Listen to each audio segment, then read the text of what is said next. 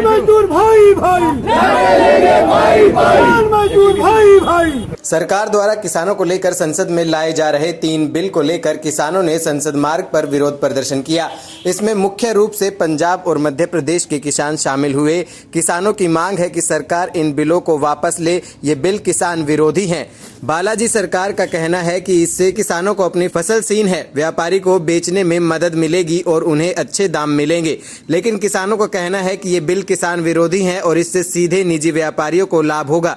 सरकारी मंडी में समाप्त हो जाएंगी। किसानों का आरोप है कि मोदी सरकार किसान विरोधी है और अब तक किसानों के विरोध में 32 बिल ला चुकी है। किसानों का कहना है कि जिस समय कोरोना काल है, इसलिए सरकार जानती है कि बड़ी संख्या में किसान विरोध प्रदर्शन के लिए नहीं उतर सकते। उसी का फायदा उठाकर सरकार लेकर आ रही है।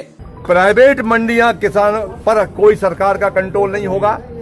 उनका तौल होगा, उनका मोल होगा, उनका तौल काटा होगा, उनके हिम्माल होंगे, उनके व्यापारी होंगे।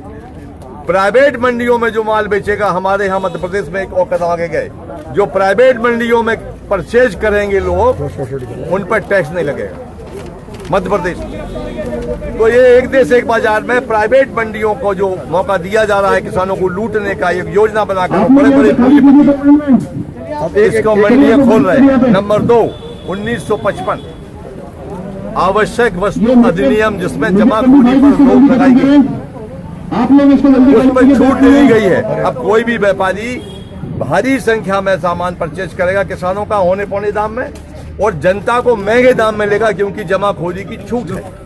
तीसरा अध्यादेश भाई साहब बताएंगे।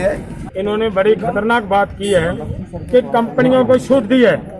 विदेशी कंपनियां भारत में आएंगी और किसानों की जमीन लेंगी, और पहले वो उनका फसल का भाव गिराकर उनका ठेका गिराएंगे, उनका जो रेंट गिरा देंगे, और उसके बाद वो कंपनियां वो जमीन लेंगी, और उसकी वजह से किसानों के हाथ से जमीन खिसक जाएगी, निकल जाएगी, और किसान को अपने ही खेत में मजदूर बनकर रहना पड़ेगा। इसलिए ये तीनों अध्यादेश हैं जो वो किसान विरोधी हैं, देश विरोधी हैं, और यहाँ की पॉपुलेशन के लिए बिल्कुल खिलाफ है।